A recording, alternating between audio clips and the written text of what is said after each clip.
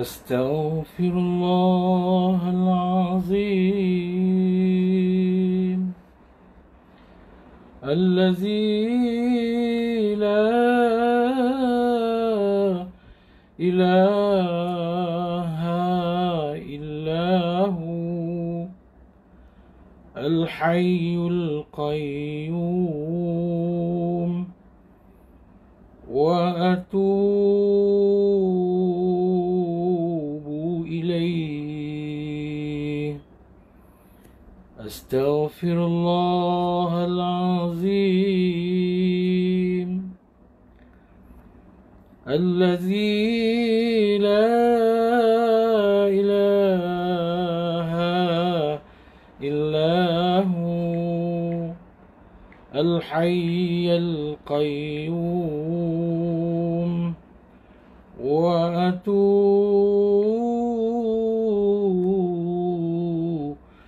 إليه. أستغفر الله العظيم الذي لا إله إلا هو الحي القيوم وأتوب إليه. أستغفر الله العظيم الذي لا إله إلا هو الحي القيوم وأتوب إليه. أستغفر الله العظيم الذي لا إله إلا هو الحي القيوم وأتوب إليه. أستغفر الله العظيم الذي لا إله إلا هو الحي القيوم وأتوب إليه. لا إله إلا الله لا إله إلا الله لا إله إلا الله محمد رسول الله. لا إله إلا الله لا إله إلا الله لا إله إلا الله محمد رسول الله. يا الله يا الله يا الله يا الله يا الله يا الله يا الله يا الله يا الله يا الله يا الله يا الله يا الله يا الله يا الله يا الله. لا إله إلا الله لا إله إلا الله لا إله إلا الله محمد Muhammadur Rasulullah. Ya Allah, ya Allah, ya Allah, ya Allah, ya Allah, ya Allah, ya Allah, ya Allah,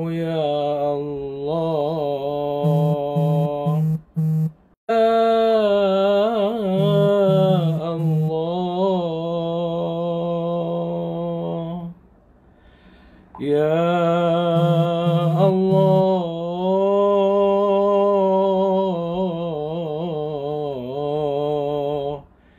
ya Allah.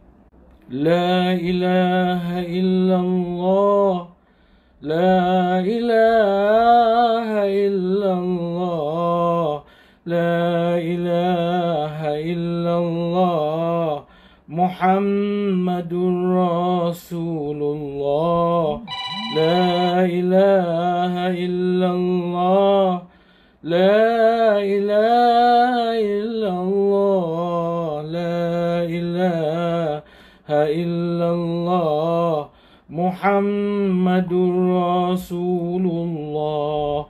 Ya Allah, ya Allah, ya Allah, ya Allah, ya Allah, ya Allah, ya Allah, ya Allah, ya Allah, ya Allah, ya Allah, ya Allah, ya Allah, ya Allah, ya Allah, ya Allah. Subhanallah,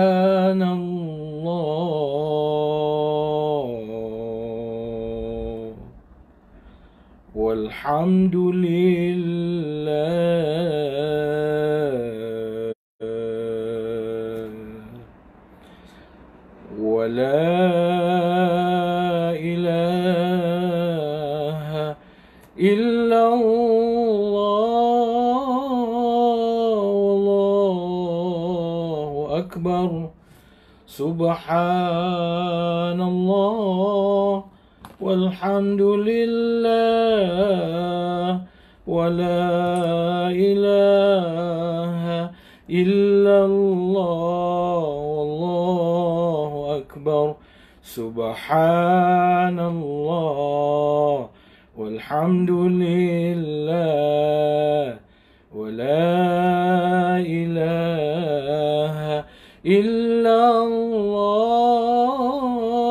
wallahu akbar.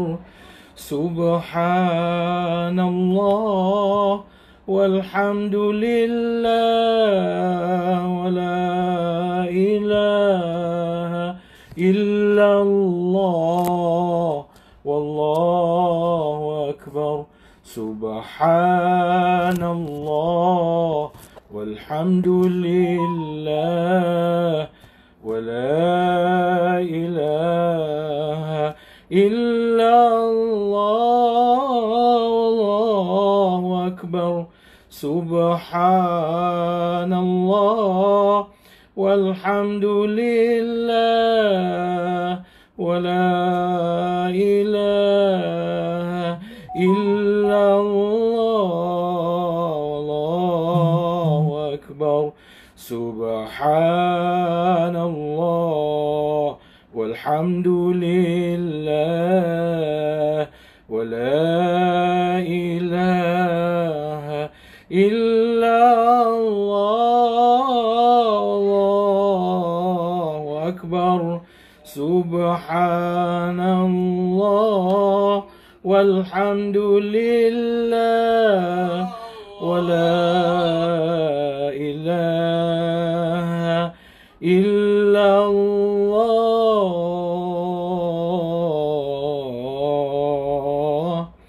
wallahu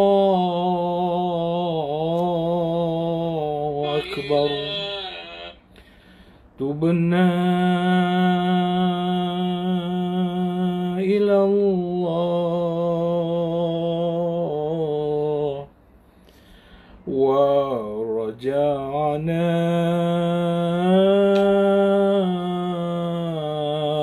إلى الله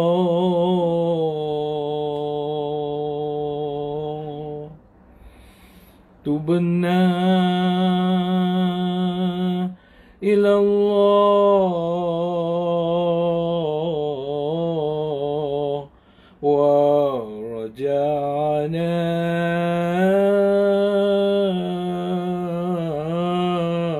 إلى الله وندمنا على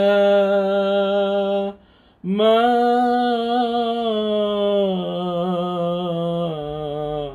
فعلنا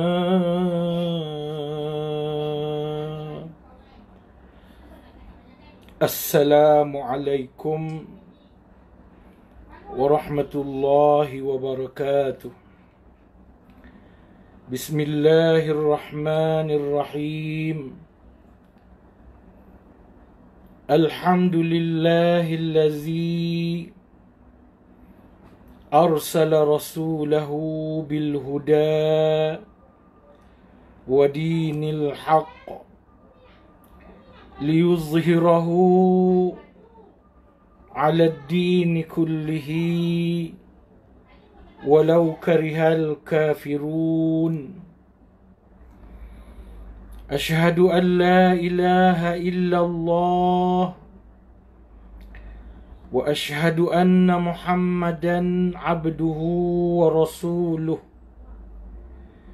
إمام المتقين وقائد الدعاة المجاهدين اللهم صل وسلم على سيدنا محمد وعلى آله وأصحابه أجمعين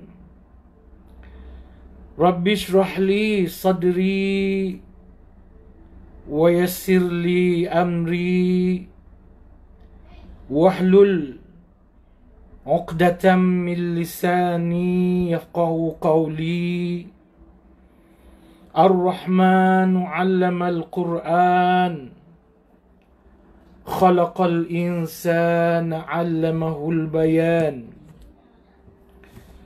قال الله تعالى في القرآن العظيم أعوذ بالله من الشيطان الرجيم لقد كان لكم في رسول الله أسوة حسنة لمن كان يرجو الله واليوم الآخر وذكر الله كثيرا. Pertamanya kita mengucapkan syukur kehadrat Allah Subhanahu wa taala kerana mengizinkan pertemuan kita pada malam ini untuk kuliah maghrib atau kuliah isyak sebenarnya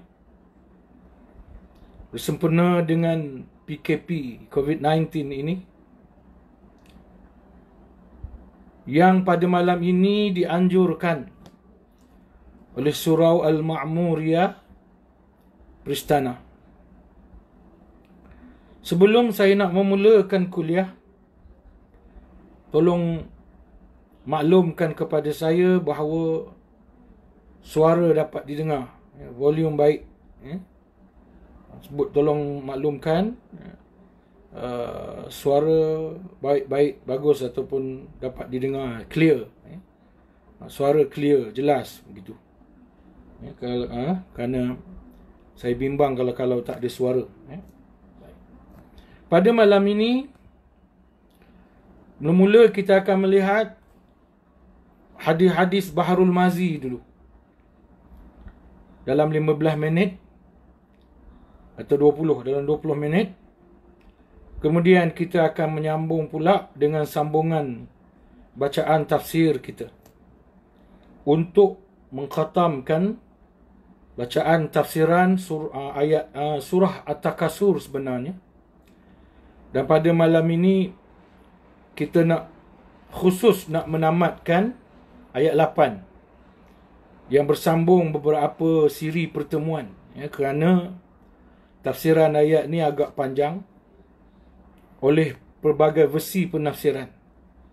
Sebab itu dia memakan masa yang agak panjang untuk ditamatkan. Jadi kita mulakan dengan hadis dulu. Yang pertama, sebuah hadis yang berbunyi, riwayat Tirmizi, la taqumus sa'ah hatta talhiqu qabailun min ummati bil musyrikin wa hatta yu'badul awsan wa innahu sayakunu fi ummati salasuna kazibun kulluhum yaz'amu annahu nabi wa ana khatimun nabi atau kama qala Rasulullah sallallahu alaihi wasallam. Sebuah hadis yang bermaksud tiada berdiri kiamat melainkan dengan banyak jadi kafir murtad daripada umat Nabi Muhammad sallallahu alaihi wasallam. Itu maksudnya, ya, daripada umat Nabi Muhammad sallallahu alaihi wasallam.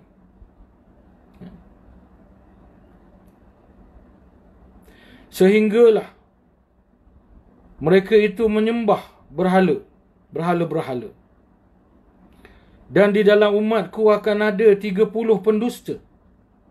Setiap daripada mereka mendakwa bahawa mereka adalah Nabi. Sebelum hari kiamat akan ada 30 orang yang mengaku mereka menjadi Nabi. Bilanglah kalau boleh.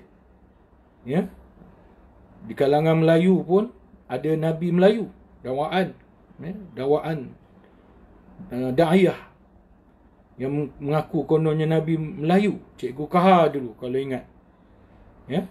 Nabi kata di kalangan umatku akan ada 30 orang yang mendakwa mereka adalah Nabi.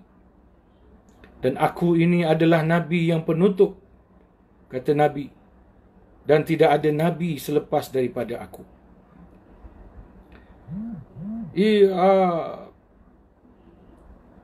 Idris Al-Marbawi di dalam mengurai hadis ini menyebut bahawa jalan murtad itu ada banyak. Apa yang saya baca ini adalah tulisan Idris Marbawi. Ya, saya tidak saya akan baca tulisan uraian Idris Marbawi. Lebih daripada itu barulah saya ulas. Jadi di dalam mengulas hadis ini, Idris Marbawi mengatakan bahawa jalan murtad itu ada banyak. Di mana selepas cara nak murtad banyak. Boleh buka kitab terbitan Jabatan Perdana Menteri, iaitu Mastikah Hadis. Diberikan beberapa jalan murtad. Ada kemurtadan melalui ucapan, lidah, perkataan.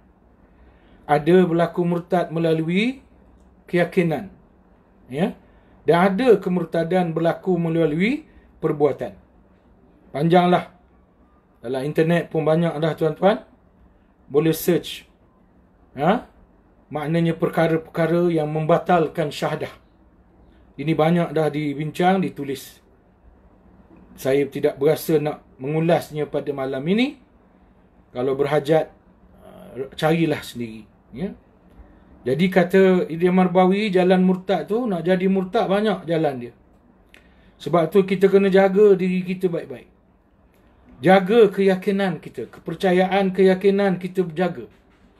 Sebab tu kita kena belajar mengaji supaya kita tahu mana kepercayaan yang dibenarkan oleh syarak, mana kepercayaan yang tidak dibenarkan oleh syarak. Mana percakapan, pertuturan yang boleh menyebabkan kita jatuh kafir, yang boleh membatalkan syahadah kita. Dan manakah perbuatan-perbuatan yang menyebabkan kita keluar daripada ajaran Islam, keluar daripada kelompok umat Nabi Muhammad sallallahu alaihi wasallam. Jadi kita kena mengaji, belajar, faham. Kemudian kata dia Marbawi lagi, selepas kewafatan Nabi, ada kabilah Arab yang jauh dari Madinah itu menjadi murtad. Dan ada setengahnya kembali menyembah berhala. Bila Abu Bakar, mereka murtad balik. Bila Nabi wafat, mereka murtad balik. Mereka murtad dan mereka kembali menyembah berhala sebagaimana sebelum itu. Bila Abu Bakar Siddiq menjadi khalifah, gantikan Nabi SAW. Tak lamalah. Maknanya kesempatan mereka murtad ini tidak lama. Sementara nak terlantik khalifah, iaitu Abu Bakar, khalifah pertama, mereka jadi murtad, kembali menyembah berhala. Tetapi apabila Abu Bakar menjadi khalifah, ia mengerah segala sahabat Nabi SAW, memerangi golongan yang murtad ini. Sama ada murtad kembali menyembah berhala, ataupun yang kedua, golongan yang tidak mau bayar zakat. Itu juga diperangi. Ada dua golongan yang diperangi di zaman Abu Bakar As-Siddiq radhiyallahu an, menggantikan Nabi Muhammad sallallahu alaihi wasallam. Iaitu memerangi golongan yang murtad, yang kembali menyembah berhala selepas kewafatan Rasulullah sallallahu alaihi wasallam, kemudian memerangi golongan yang enggan bayar zakat. Yang enggan bayar zakat pun telah disifatkan sebagai murtad, walaupun mereka sebenarnya masih terima, masih mengucap syahadah, masih semayang, masih solat, masih menunaikan haji, mau menunaikan haji. Cuma mereka tak nak bayar zakat sahaja. Tetapi diperangi juga. Walaupun peringkat awal ditentang oleh Umar Al-Khattab radhiyallahu anhu. Umar Al-Khattab lawan. Dia kata, Abu Bakar, kenapa kamu mau bunuh mereka? Sedangkan mereka masih mengucap syahadah. Mereka hanya tak mau membayar zakat. Abu Bakar radhiyallahu anhu mengatakan, wahai Umar, kalau tak salah saya, Abu Bakar menarik janggut Sayyidina Umar lah, kalau tak salah saya. Kalau tak salah. Abu Bakar kata, walau hanya seutas tali pun mereka, walaupun bayaran zakat mereka hanya seutas tali, aku akan perangi mereka, wahai Umar. Maka fahamlah Sayyidina Umar, bukan tak nak bayar zakat tu yang menyebabkan mereka diperangi sebenarnya, tetapi akidah yang menolak kewajipan membayar zakat.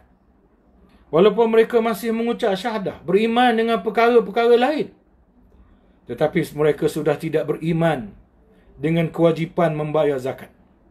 Sebab itu diperangi oleh Abu Bakar As-Siddiq radhiyallahu anhu. Memeranginya sehingga habis mati dan setengahnya kembali kepada Islam. Ada yang mati dalam perang.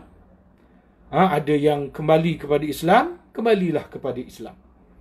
Jadi pengajarannya apa, tuan-tuan? Pengajarannya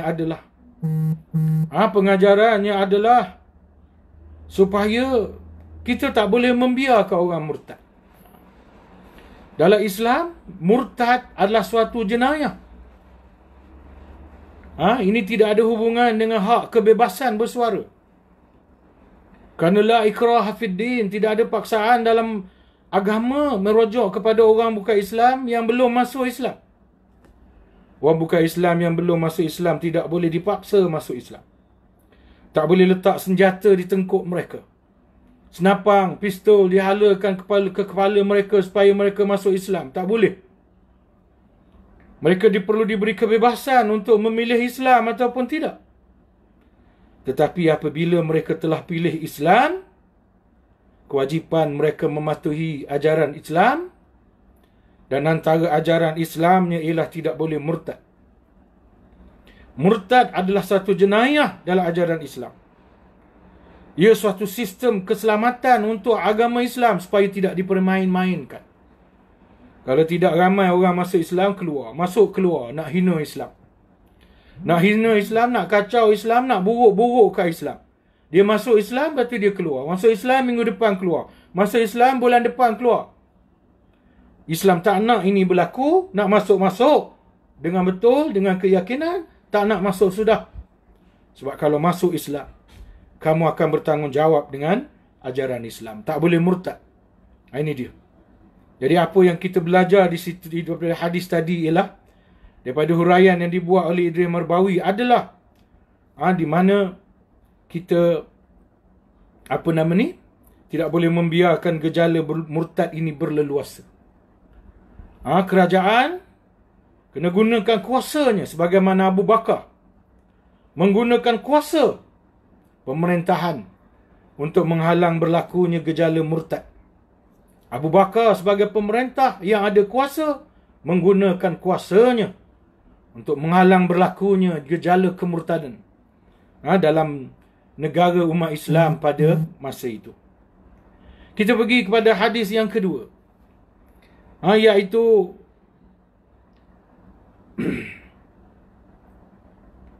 Kataba Muawiyah bin Abi Sufyan ila Aisyah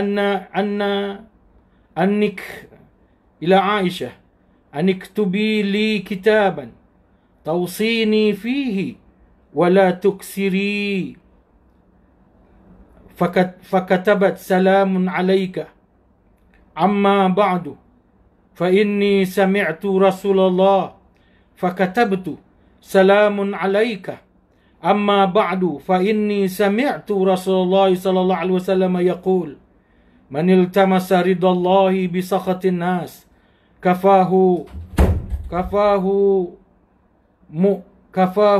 ma'unatan nasi man iltamasa ridan nas bi sakhatillah wa kallahu Allahu ila nasi wassalamu alayka. Maksudnya menulis Muawiyah bin Abi Sufyan kepada Aisyah. Muawiyah Abu Sufyan ni dia tulis surat kepada Aisyah. Dia tulis surat kepada Aisyah. Kemudian dia kata dalam surat tu, uktubi li kitaban, tulislah kepada aku satu surat, tausini fihi, di mana engkau memberi pesan kepada aku dalam surat itu. Wala tuksiri, maka jangan perbanyakkan. Tapi jangan terlalu panjang. Jangan diperbanyakkan. Ringkas tapi penting. Penting tapi ringkas-ringkas. Jangan panjang-panjang. Kerana orang adat manusia benda panjang tak suka baca.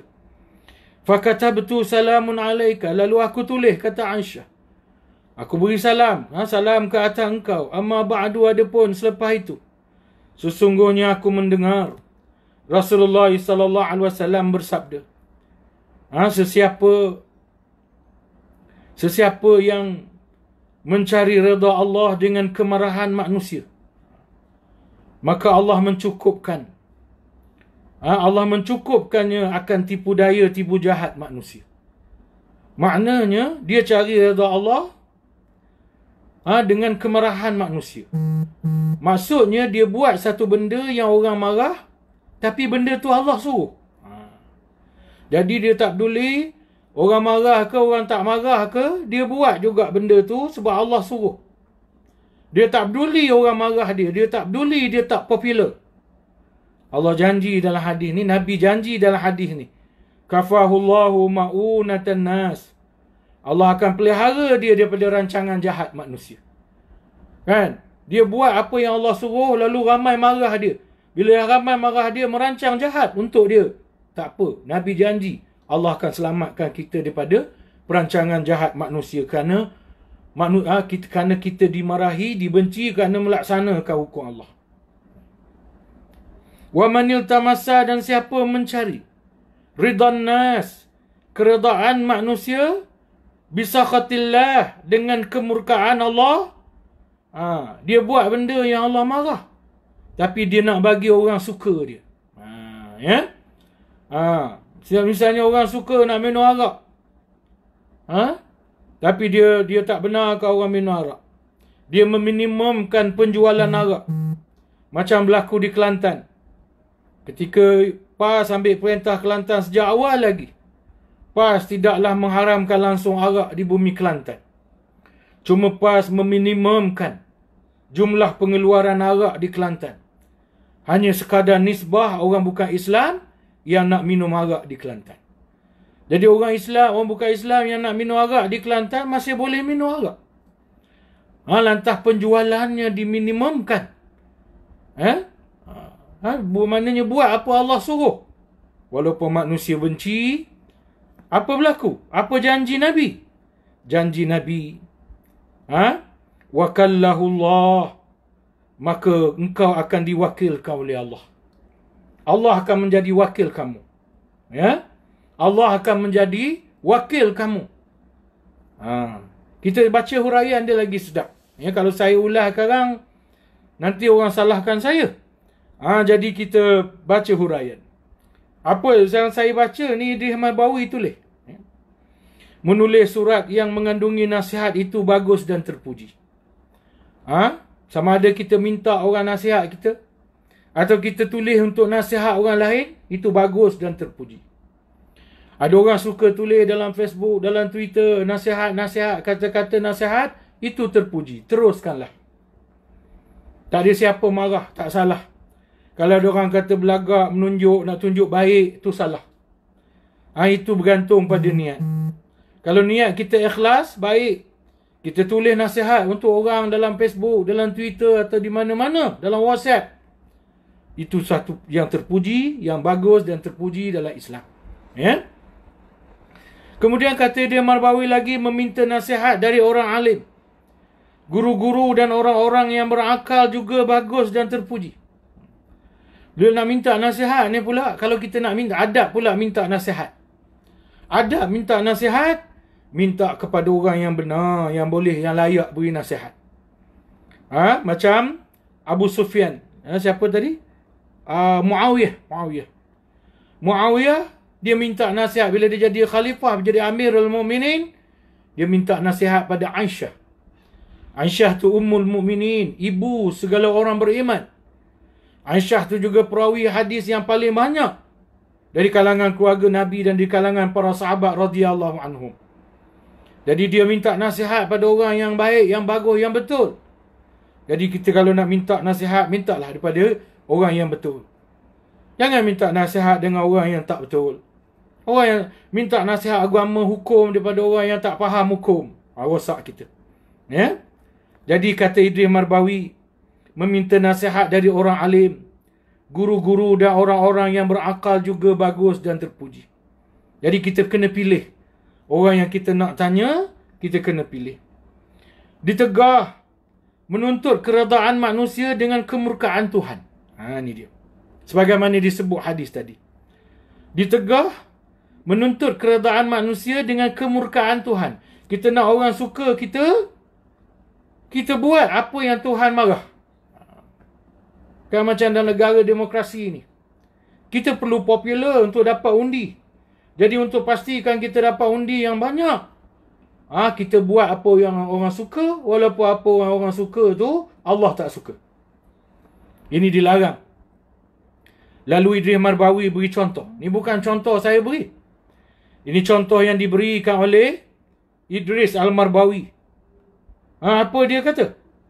Dia kata, seorang yang memerintah negeri dan rakyat. Seorang yang memerintah negeri. Seorang pemerintah. Seorang pemimpin. Dan rakyat yang menuntut rakyatnya kepadanya.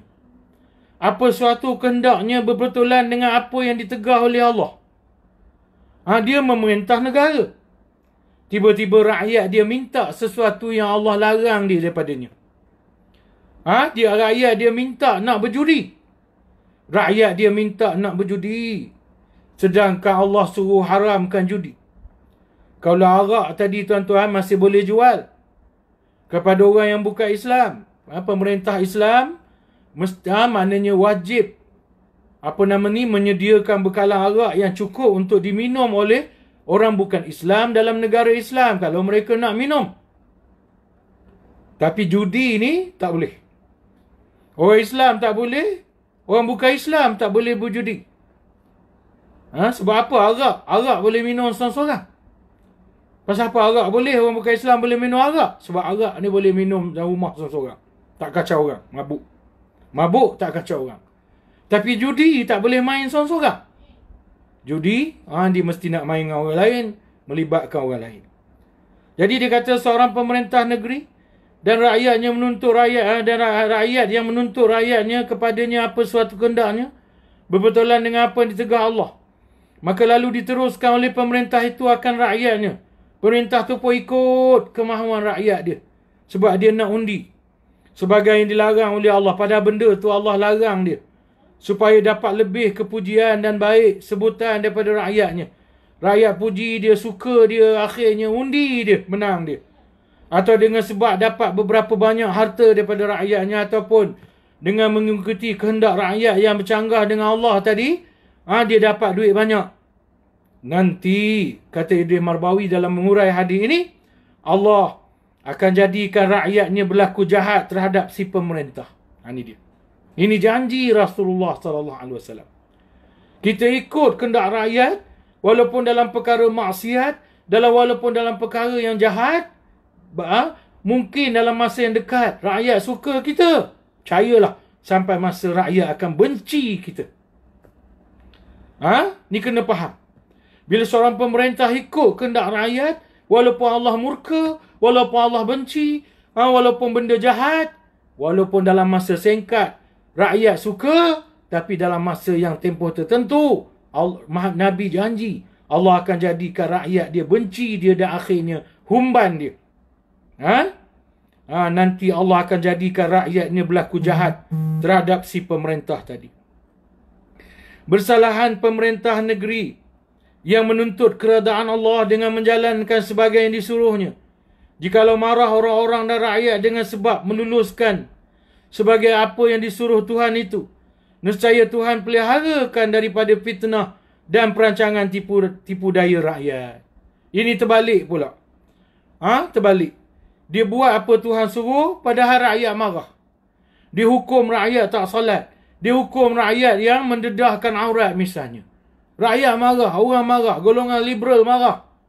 Suka hati je nak tutup aurat, buka aurat. Tak. Dia suruh apa Tuhan suruh. Dia buat apa Tuhan suruh. Rakyat marah. Tetapi Nabi janji, nanti satu hari, Nabi janji, bila rakyat tak suka dia, rakyat buat perancangan jahat ke atas dia, Allah akan rosakkan perancangan jahat rakyat tu. Allah akan rosakkan. Dan contohnya ialah orang yang tiada peduli akan maksiat yang diperbuat oleh pemerintah negeri dan tiada ditegurnya. Ada rakyat, dia buat maksiat. Dia buat maksiat. Dia tak peduli, dia buat maksiat. Padahal dia tahu akan salah pada syarak akan apa yang diperbuat oleh pemerintah itu. Ini maksudnya. Pemerintah buat maksiat. Jadi rakyat ni dia tak tegur. Dia diam je, dia buat tak peduli je. Maka tidak ditegur dan dilarangnya supaya dapat berampiran dengan pemerintah itu. Dan dapat nama besar serta dunia daripadanya. Dia tak nak tegur, tak nak larang pemerintah tu sebab geng dia, gu dia, puak dia. Dia tak nak tegur, dia tak nak.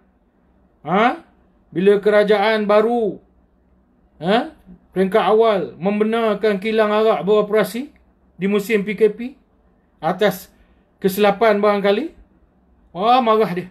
Padahal zaman dia tak ada bunyi pun nak mengharamkan arak. Tak ada bunyi pun nak mengharamkan arak. Tapi alhamdulillah, kerajaan yang baru ini mengambil tindakan segera membatalkan pengizinan pengoperasian itu. Jadi rakyat ni dia tak nak tegur. Sebab apa? Sebab itu kerajaan dia undi. Dia tak nak tegur. Maka Allah Ta'ala keraskan bala daripada manusia ke atas orang yang membiarkan itu. Dengan cela dan hina. Dia jadi berdosa dan turun bala ke atasnya. Janji Nabi SAW, dia akan ditimpa bala. Rakyat yang tidak, rakyat jelata, orang ramai, citizen, yang tidak menegur pemerintah yang buat maksiat, Nabi janji dalam hadis ini, Allah akan timpakan bala ke atasnya. Allah akan timpakan bala ke atasnya. Wal'iyazubillah. Baik. Okey. Habis bab hadis Bahrul Mazi. Kita pergi sambung tafsir kita. Kita nak habiskan surah At-Takasur ni. Lepas ni kita nak sambung pula surah Al-Qiyamah. Lepas ni kita nak sambung pula surah Al-Qiyamah. Baik. Berkenaan dengan tafsiran ayat 8 ni tuan-tuan. Ayat 8 ni berbunyi A'udzubillahi minasyaitanirrajim. Thumma latus'alunna yawma idzin 'anin na'im.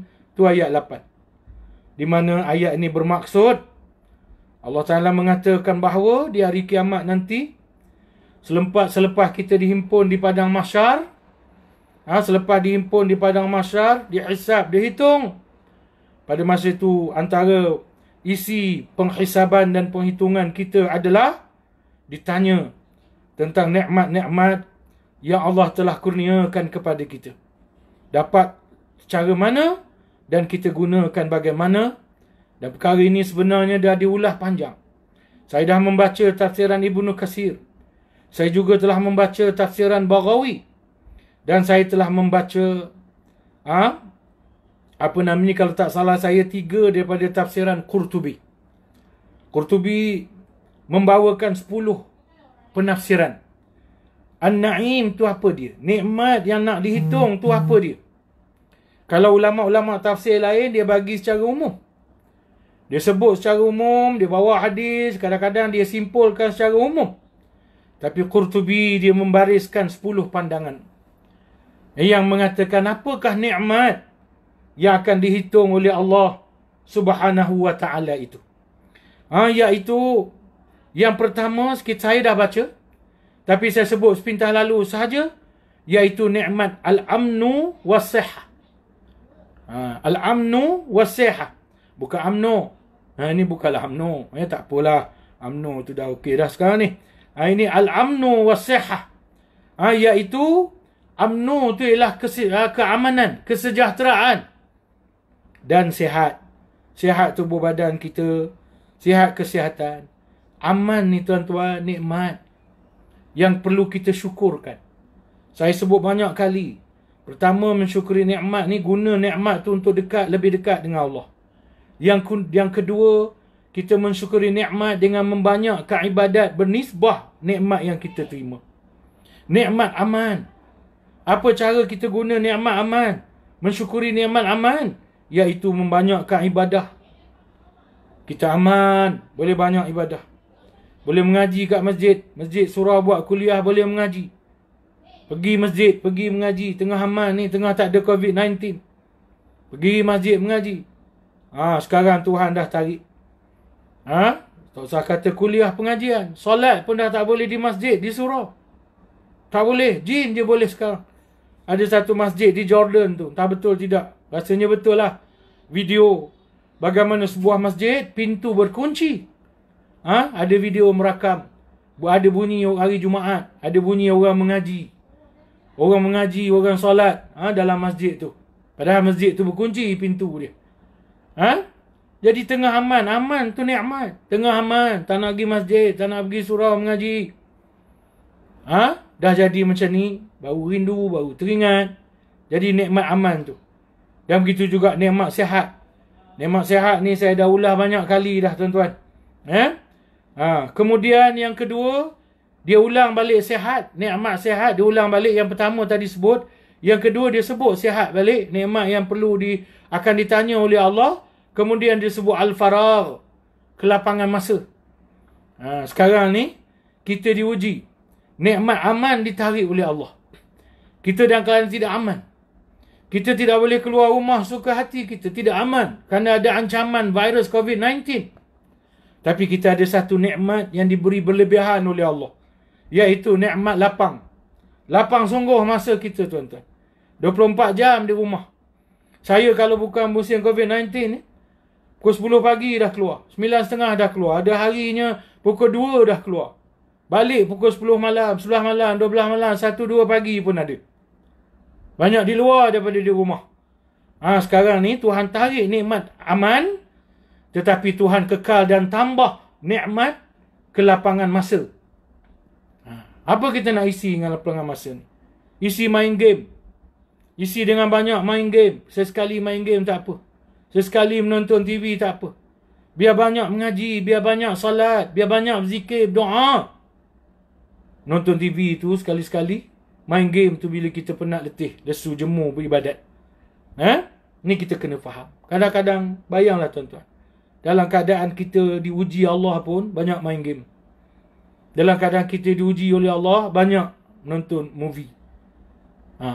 Tu dalam keadaan diuji, itu masih banyak main game. Dalam keadaan diuji, masih buat benda tak senonoh dalam Facebook, dalam Twitter, dalam TikTok. Ni Tuhan tengah uji ni. Tapi masih banyak yang main game, buat benda tak senonoh dalam Facebook. Hara, kacau bilau. Tak apa, nak berlawak sikit-sikit, tak apa. Tapi jangan sampai lupa bahawa kita sedang diuji oleh Allah SWT. Banyakkan ibadat, banyakkan baca Quran, banyakkan zikir.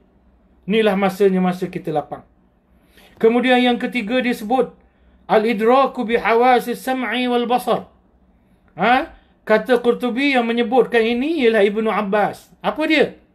Memperolehi nikmat panca indera pendengaran dan penglihatan. Ini mesti wajib disyukuri. Ini wajib ditanya besok di mahsyar oleh Allah Subhanahu wa taala. Kita boleh mendengar apa yang kita dengar. Kita boleh melihat apa yang kita lihat. Sebab tu orang yang boleh mendengar tak boleh melihat masih wajib solat, masih mukallaf. Orang yang boleh melihat, orang boleh mendengar tak boleh melihat. Orang yang boleh melihat tak boleh mendengar masih wajib solat, masih mukallaf. Tapi kalau dah sampai dia mendengar pun tak boleh, melihat pun tak boleh, tak wajib solat dah. Sebab tak ada cara dia nak belajar. Kalau orang bisu, dia bisu kemudian dia pekak, dia masih wajib solat. Sebab dia masih boleh melihat, dia boleh belajar dengan melihat. Tapi kalau dia bisu, dia pekak, tapi dia masih boleh melihat, dia wajib solat. Yang tak wajib solat ni, dia pekak, dia buta.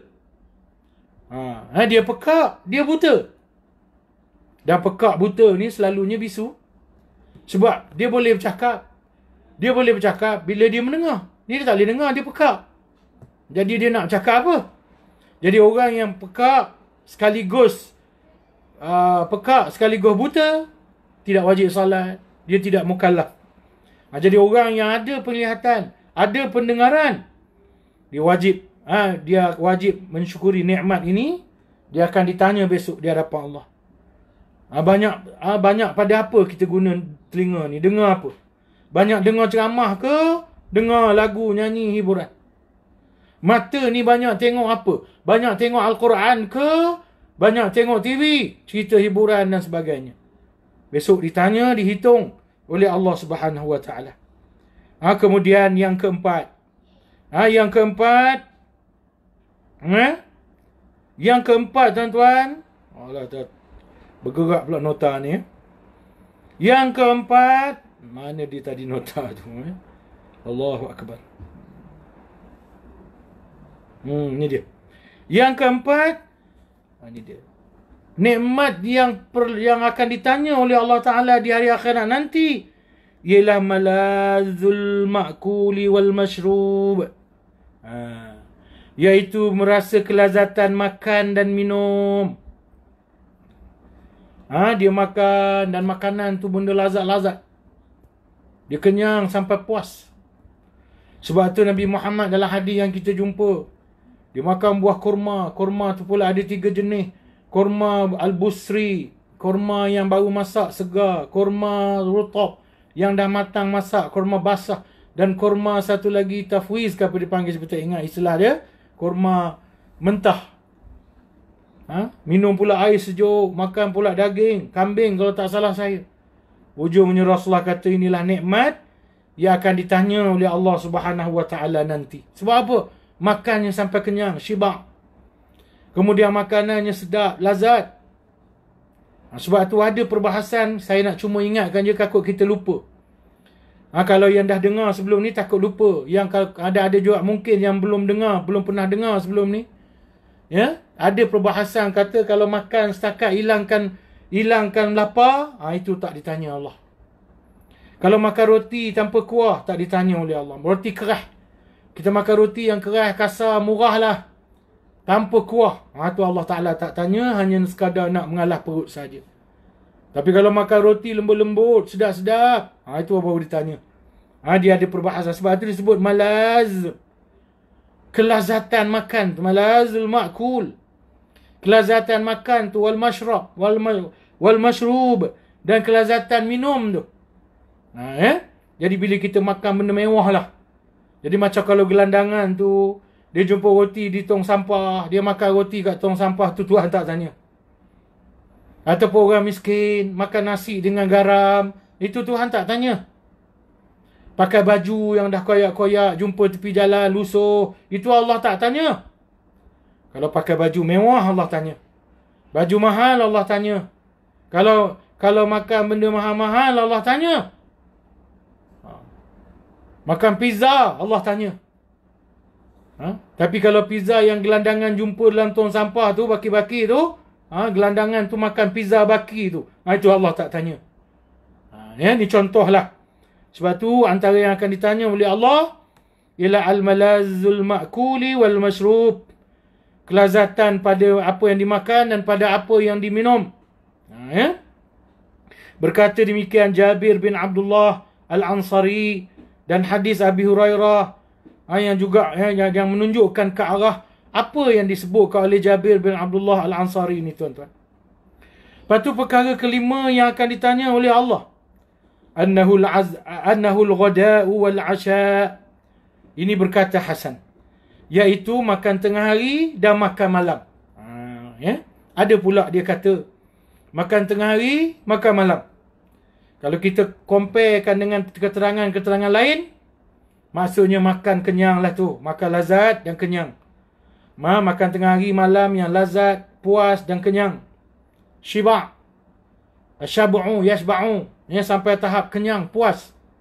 Kalau makan tengah harinya, roti kutip dalam tong sampah, lebihan makanan orang lain, itu tidaklah barangkali kalau kita ikut uraian yang ada, tidaklah. Tetapi al-azar, al-ghada, dia makan tengah hari, sedap, makan sedap tengah hari dia. Dan dia makan malam, sedap makan malam dia. Kita bukan tengah hari, malam, pagi, petang, siang, malam.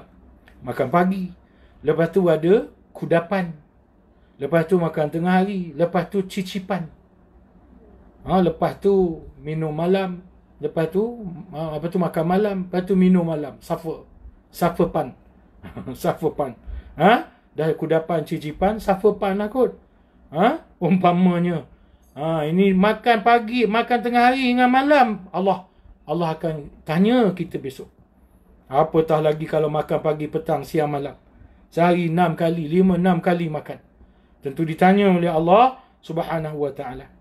As-sadis, yang ke-6. Apakah yang ditanya oleh Allah? Qaulu makhul syami. Ni dia. Annahu shiba'ul butuni wa baridus syarab. Ni. Apa yang ditanya? Shiba'ul butun. Maknanya perut tu jadi puas. Makan tu sampai puas perut tu, isi, puas. Apatah lagi sengkak, kenyang. Itu memang Tuhan tanya lah. Dia makan tu sampai puas hati dia, sampai kenyang. Sebab tu kalau dia makan tak sampai kenyang, sebab tu sunnah Nabi berhenti sebelum kenyang. Sebab tu kalau dia makan hanya sekadar melapik perut, itu tidak ditanya oleh Allah Subhanahu Taala. Kemudian wabaridus syarab, minum air sejuk. Air biasa tak tanya. Tapi bila air tu disejukkan, barid, air tu didinginkan, macam kita hari ni bubuh air batu, Tuhan tanya. Apatah lagi bubuh kopi, teh, Milo, Ovaltine, dan sebagainya. Wazilalul masakin, dan tempat makan yang tempat atau rumah masakin ni, tempat tinggal yang redup, yang tenang. Tempat tinggal yang selesa lah. Rumah yang selesa. Kalau dia hanya duduk pondok buruk, bangunan lama, itu tak ditanya oleh Allah. Tapi kalau dia duduk rumah yang selesa, cantik, mewah, itu ditanya oleh Allah Subhanahu wa ta'ala. Wa i'tidalul khalqi, kemudian kejadian yang elok, sempurna tubuh badan dia, tidak cacat. Kalau cacat, bahagian cacat tu Tuhan tak tanya. Dan orang cacat ni adalah kewajipan dia dah mastata', mastata', apa yang mampu. Ya, jadi orang cacat dia ada kewajipan juga setakat apa yang dia mampu lakukan. Di luar kemampuan dia, kecacatan dia, itu dia tidak diwajibkan oleh Allah. Dia tak boleh semayang berdiri, dia semayang duduk. Tak apa, walaupun berdiri itu wajib, bagi dia tak wajib diri. Contoh. Jadi kalau kita sempurna kejadian, akan ditanya oleh Allah Subhanahu wa ta'ala. Kemudian an-naum, walazzatun naum, kenyamanan tidur, nyenyak. Boleh tidur nyenyak. Pasal apa boleh tidur nyenyak? Rumah selesa, bilik selesa, ada kipas tilam 6 inci, aircon lagi, tidur nyenyak, tak sedar diri, berdengkur, alif tidak, ba tidak, kha, kan? Itu ditanya, tidur yang nyenyak. Kalau orang miskin susah, tinggal di pondok buruk, bila panas-panas, bila hujan sejuk, terjaga tengah malam sebab panas, terjaga tengah malam sebab sejuk, tak nyenyak tidur. Ini tidak ditanya oleh Allah Subhanahu wa ta'ala. Wa qala al-Mawardi, kemudian berkata Imam Mawardi, wa hadha su'alu ya'ummu al-kafir wal mu'min. Sebab ini ada perbahasan ulama'. Ada ulama' kata yang disoal ni orang kafir je. Ada yang disoal ni orang mukmin, orang beriman je. Kemudian ini pendapat yang ketiga, iaitu dua-dua, orang kafir pun disoal, orang beriman pun disoal. Illa melainkan anna su'alul mu'min tabshirun bi an yujma'a lahu baina na'imid dunya wa na'imil akhirah.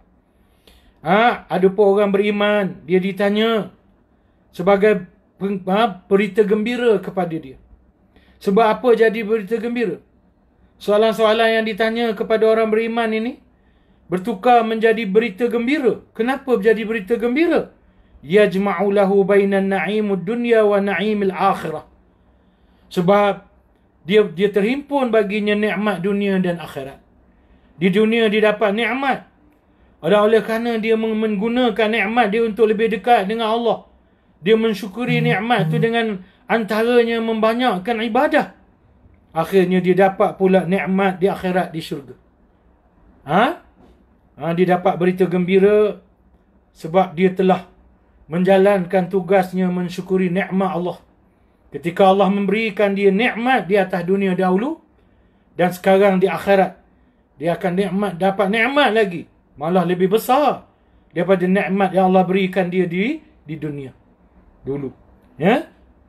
Kemudian wa su'al al-kafir taqri'. Adapun pertanyaan untuk orang kafir adalah taqri', untuk mencela mereka.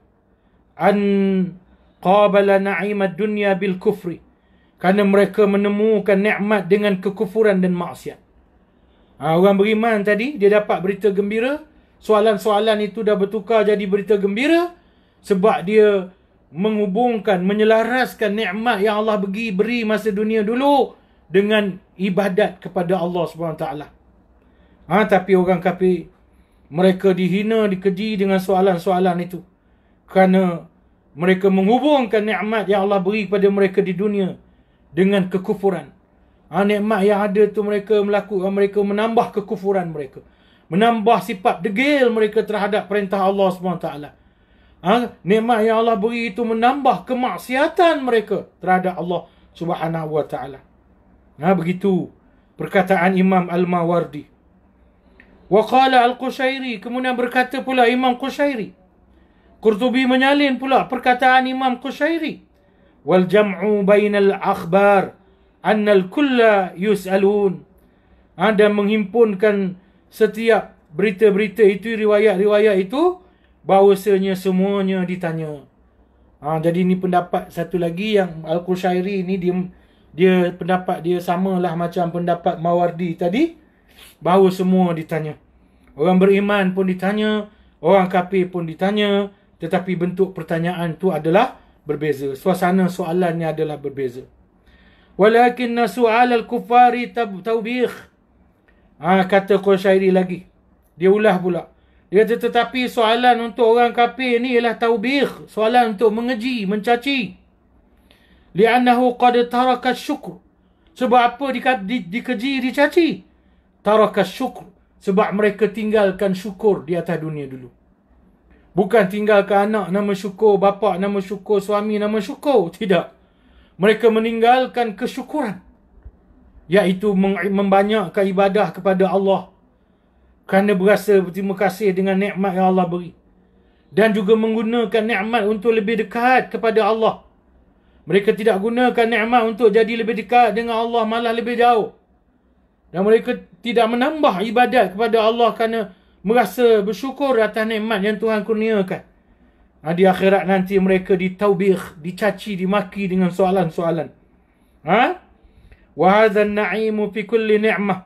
Dan nikmat ini ialah semua nikmat. Qultu, aku berkata, kata Qurtubi, hadzal qawlu hasan. Ini perkataan hasan. Li'anna al-lafzu ya'um. Sebab lafaznya adalah umum. Wa qad zakara al-Firyabi. Sesungguhnya berkata pula, menyebut pula al-Firyabi. Haddathana Warqa an ibni Abi Najih an Mujahid fi qawluhu ta'ala. Thumma latuzallunna yawma izin 'anil na'im. Ayat ni dia kata, qala, dia berkata, kullu syai'in min lazatid dunya. Setiap kelazatan daripada, setiap sesuatu daripada kelazatan-kelazatan dunia. Apa yang ada kelazatan padanya, itu akan ditanya oleh Allah Subhanahu wa taala. Wa qala Malikun rahimahullah, berkata Malik rahimahullah, innahu sihatul badan. Nikmat yang akan ditanya itu ialah kesihatan tubuh badan. Wa tibun nafsi, ketenangan jiwa, tenteramnya jiwa. Wa wal qaulus sabi', dan ini adalah perkataan yang ketujuh. Ketujuh. Wa qila, dan dikatakan, an-naumu ma'al amni wal afiyah. Ini huraian lagi dalam bab tidur tadi. Antara tidur yang ditanya ialah tidur yang nikmat. Jadi dihurai pula di sini tidur yang macam mana? Ma'al amni wal afiyah. Dia tidur dengan rasa aman dan sihat walafiat. Tidur dalam keadaan macam di Palestin. Tidur dalam keadaan bila-bila masa rumah kena bom. Itu tidur tidak aman. Tidur dengan bunyi sikit terjaga. Bimbang kalau rumah dah kena bom. Macam ada satu cerita Muslimat di Gaza. Mereka ni tuan-tuan, mereka ni nak tidur, mereka pakai lengkap. Pakai tudung, pakai jubah. Orang tanya, kenapa tidur pakai tudung, pakai jubah? Mereka kata, sebab kami takut tengah tidur rumah kena bom. Jadi biarlah mayat kami masa diangkat, menutup aurat. Nampak? Maknanya mereka tidur dalam keadaan tidak lena. An-naumu ma'al amni wal afiyah. Orang tak sihat pun dia tak tidur lena. Batuk, sakit perut, sakit itu, sakit ini, sengal tu, sengal ini, betih sejuk, lenguh. Macam saya sekarang dah mula rasa lenguh betih. Kena sapu, yoko-yoko, baru boleh tidur. Contohnya. Wa qala Sufyan bin Uyainah, berkata pula Sufyan bin Uyainah, innama saddal ju'a wa sataral aurata. Innama saddal ju'a. Yang pertama dia kata, apa yang melapik perut. Dia kata saddal ju'a. Saddal ni saya terjemahkan melapik lah. Dia tak kata syaba'al ju'. Dia tak kata syaba'al butun. Dia tak kata. Dia kata saddal ju'.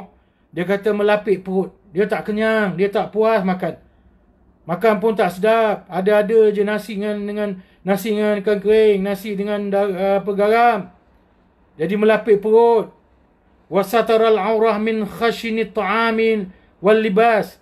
Dan dia menutup aurat dia dengan khashinit ta'am wal libas. Dia menutup aurat dan menutup kelaparan dengan makanan yang kasar, yang murah lah. Makanan yang murah, yang terasa entah apa-apa. Dan pakaian yang kasar, keras. Lusuh. Lusuh. Kenapa? La yus'alu anhul mar'u yawmal qiyamah. Tidak akan ditanya pada hari kiamat. Wa innama yus'alu 'anil na'im. Kerana yang hanya akan ditanya adalah nikmat-nikmat sahaja. Jadi disebut di sini. Satu perkataan yang disalih oleh Qurtubi dalam tafsirnya. No. Ini bukan qil. Ini Sufyan bin Uyainah. Qurtubi menyalin perkataan Sufyan bin Uyainah. Dia kata orang yang hanya lapik perut, makan untuk lapik perut, tak kenyang, lapik perut je, makanan pun bukan sedap. Kemudian ditutup aurat dengan baju yang lusuh, yang buruk. Kemudian dia, kalau dia makan roti yang kasar, yang keras. Ini semua tidak akan ditanya oleh Allah Ta'ala pada hari kiamat kelak.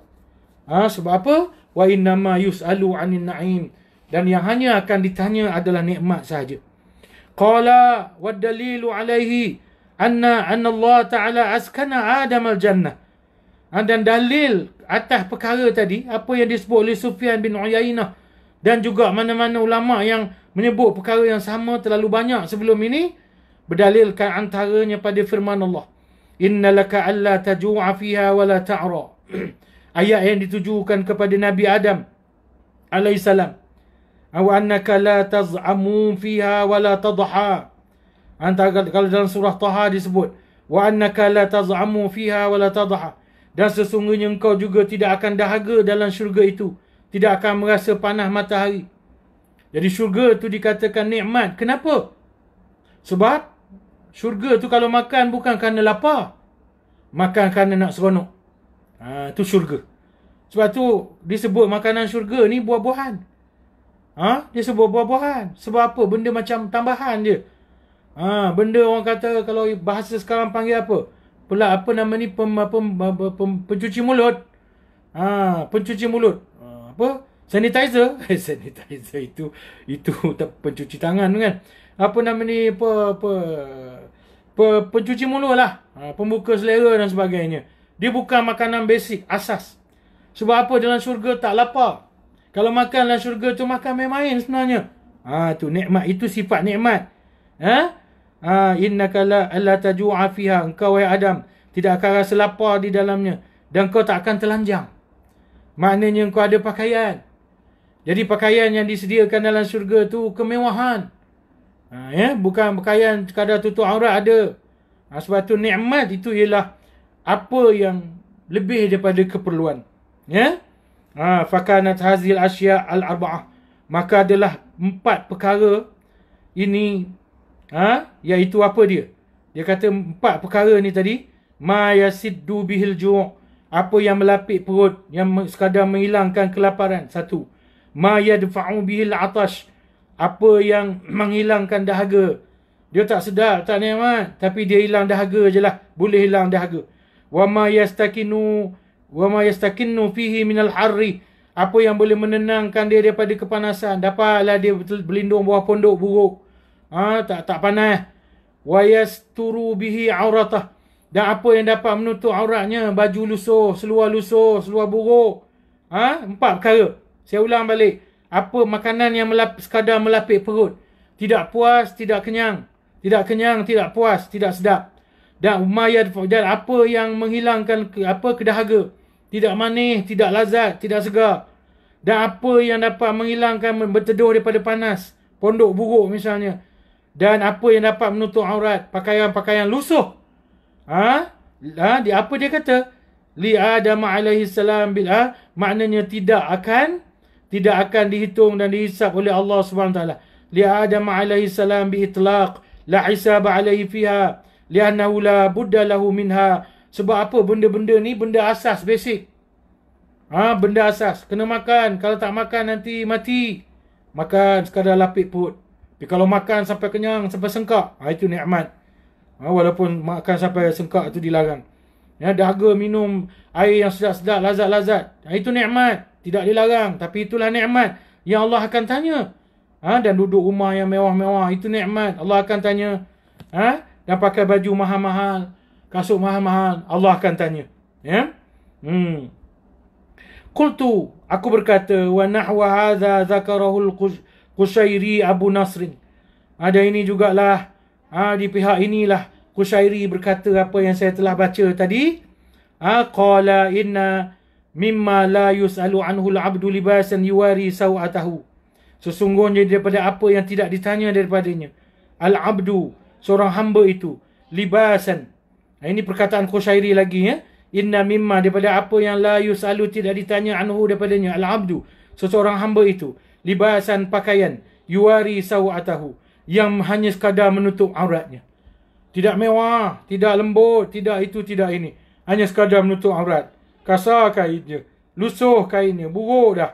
Misalnya, wa ta'aman yuqimu sulbah. Makanan yang hanya dapat menegakkan tulang belakang dia je. Dia tak kenyang, dia tak puas. Tapi bolehlah dia bangun. Maknanya ada tenaga dia. Wa makanan yukinnuhu minal harri wal bar. Dan tempat tinggal yang sekadar. Dia boleh berteduh dan daripada panas dan mengelakkan daripada kesejukan. Ini antara apa yang takkan ditanya oleh Allah. Qultu, aku berkata, wa hadza muntaza'un min qawlihi alaihi salam, laisa libni adam haqqun fi siwa hadhihi al-khisal. Bukanlah bagi anak Adam hak pada selain daripada kebiasaan-kebiasaan, baitun yaskunuhu wa saubun yuwari auratuhu wa jilful khubzi.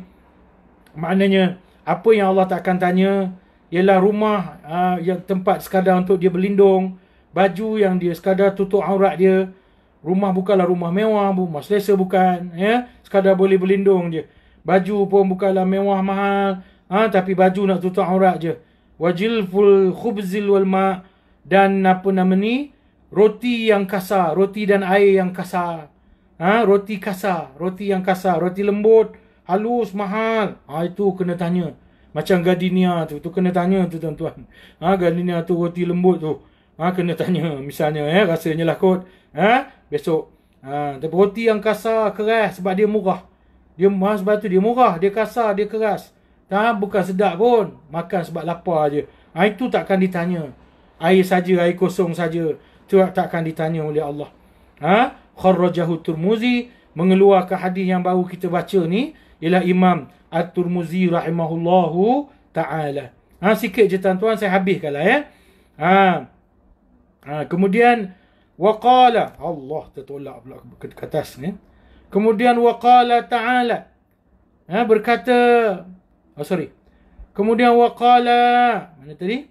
Waqala Nasru bin Shumail, berkata pula, waqala Nadru bin Shumail, berkata An-Nadru bin Shumail, jilful khubz, roti yang kasar, laisa ma'ahu idamun, yang tak ada lauk. Yang tak ada lauk. Roti tu udahlah kasar, tak ada lauk. Itu tak ditanya oleh Allah. Tapi kalau roti itu lembut, ada pula lauk, itu ditanya oleh Allah. Macam roti canai, ada kambing. Kalau Syamsuddin Yaakob memang makan roti canai, mesti nak makan dengan kuah kambing. Kalau tidak, tak kenyang katanya. Itu ditanya oleh Allah. Kuah kambing tu Allah tanya.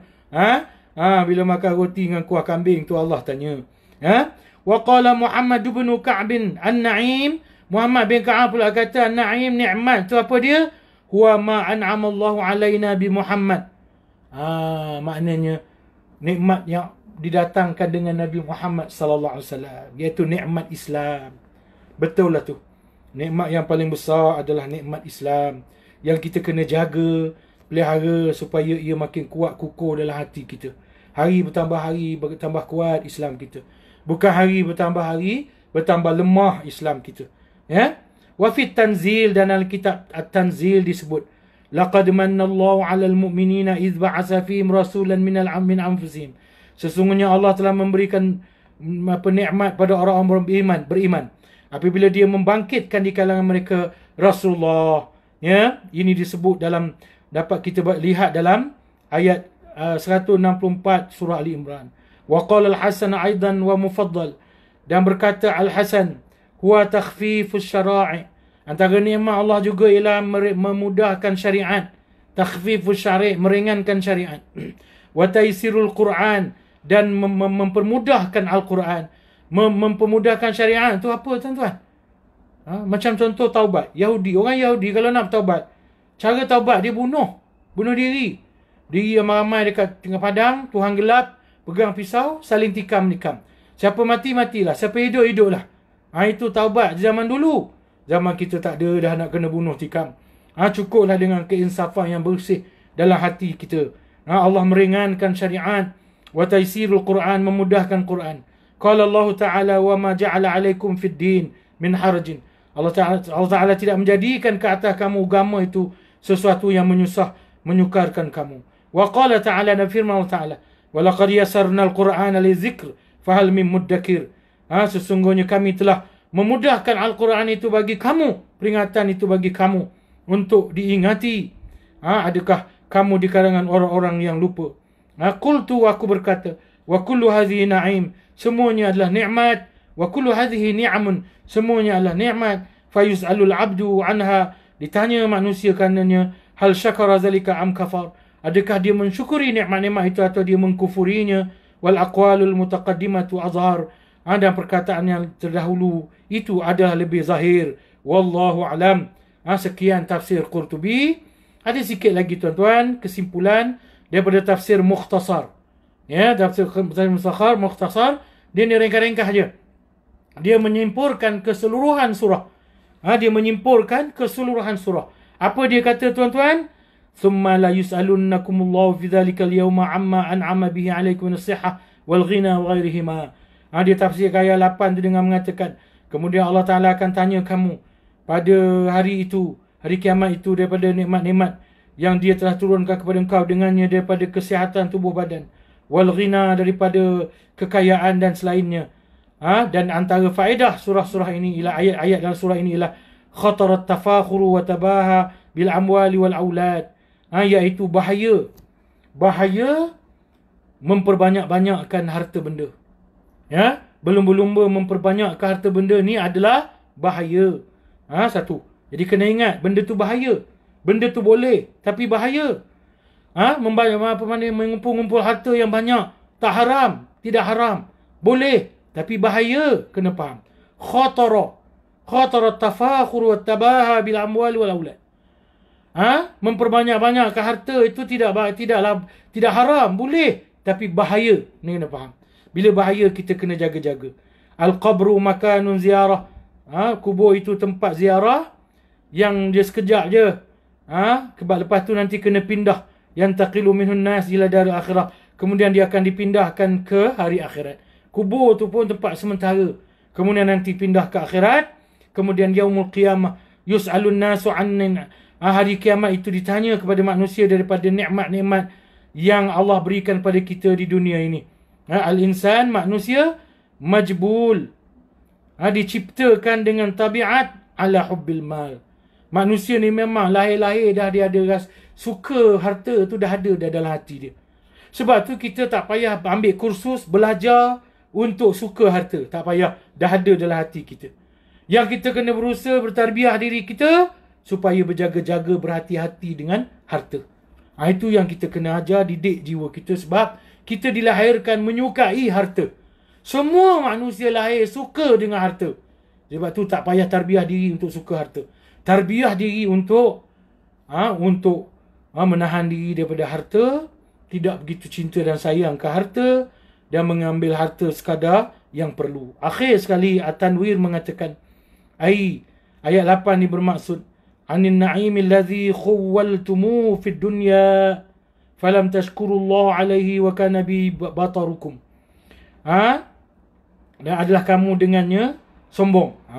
Saya petik juga perkataan Tanwir ini apa tuan-tuan? Perkataan khawwaltumuhu. Maksudnya nikmat yang Allah akan tanya tu apa dia? Khawwaltumuhu fid dunya. Nikmat yang Allah beri kepada kita kerana Allah percayakan kita. Allah beri kita ni kaya, kemewahan sebab Allah percayakan kita. Allah kata, aku bagi kamu banyak duit, banyak harta. Aku nak tengok sejauh mana kamu gunakan harta dan duit ni untuk dekatkan diri dengan aku. Tu sebenarnya. Tapi kalau kita dapat banyak duit, banyak harta, makin jauh dengan Allah, makin sombong, tak boleh tegur dia orang. Orang tegur marah sebab harta banyak. Maknanya itulah akan ditanya dan tak ada jawapan besok di hadapan Allah SWT. Ini dia kena faham. Jadi Allah beri kita harta, kekayaan, kerana Allah percayakan kita untuk kendalikan harta itu sebaik mungkin. Mensyukurinya dalam makna gunakan harta itu untuk lebih dekat dengan Allah dan membanyakkan ibadah-ibadah sunat. Nisbah harta yang kita terima daripada Allah Subhanahu Wa Taala itu tuan-tuan. Jadi dia sombong, disebut tu ujungnya. Wakana, dia dapat harta banyak, Tuhan amanahkan dia, percayakan pada dia. Falam tashkuru, tapi dia tak bersyukur. Wakana bihi batarukum, dan dia sombong dengan harta tu. Allah bagi dia harta banyak, dia jadi sombong dengan harta tu. Kerana dia banyak harta, dia tak nak tegur nasihat, tak nak dengar nasihat orang. Orang tegur dia marah, orang tegur dia marah. Dia je yang betul, orang lain semua salah. Dia tak nak dengar sebab dia kaya. Ini ni jaga-jaga. Ya, kekayaan menjadikan kita sombong. Tapi kalau ada orang miskin sombong, lagi teruk. Memanglah orang kekayaan tu boleh jadikan sombong. Tetapi kalau ada orang miskin, sombong juga, itu lagi teruk lah. Ya, keadaannya tuan-tuan. Jadi saya rasa itulah lebih 7 minit. Saya janji untuk kuliah 1 jam. Tapi nak habiskan keseluruhan surah At-Takasur ini, khususnya ayat 8, saya ambil 7 minit lah. Lebihan sikit tadi. Moga-moga semua kita diberkati oleh Allah. Sebab apa saya pun ambil kuliah tadi dengan baca sikit hadis. Bahrul Mazi. 2 hadis saya dapat malam ni untuk tuan-tuan. Lepas tu saya bacalah tafsiran-tafsiran baki, tafsiran surah At-Takasur. InsyaAllah kita jumpa lagi dalam pertemuan akan datang. Kerana PKP kita penampaknya berlanjutan. Berdoalah kita kepada Allah. Ya Allah, percaya insyaAllah lambat laun keadaan akan pulih seperti biasa. Tetapi kesabaran kita lah. Ya, kita perlu. Kalau kita rindukan kedai kopi, lambat lagi lah PKP nak pulih. Tapi kalau kita rindu ke Allah, rindu masjid, rindu surau, Allah akan cepat-cepat sembuhkan negara kita. Jadi rindu ke Allah. Cepat kita rindu ke Allah. Usahakan hati kita supaya rindu dengan Allah, rindu masjid, rindu surau. Bukan rindu kedai kopi, bukan rindu zoo negara, bukan rindu pantai Port Dickson atau pantai-pantai lain. Rindu, usahakan hati supaya rindu ke Allah. InsyaAllah kalau ramai dah rindu ke Allah, Allah akan kembalikan suasana biasa seperti kepada kita. Jadi untuk malam ni saya berhenti setakat tu. Terima kasih kepada surah Al-Muriyah. Saya sudahi dengan sama-sama membaca tasbih kifarah surah Al-As dan kita bersurai. Ya, subhanakallahumma wa bihamdika ashhadu an la ilaha illa ant astaghfiruka wa atubu ilaik. Bismillahirrahmanirrahim. Wal 'asr innal insana lafi khusr illa alladhina amanu wa 'amilus salihati wa tawasaw bil haqqi wa tawasaw bis sabr. Sekian, wabillahi taufiq wal hidayah. Wassalamu alaikum warahmatullahi wabarakatuh.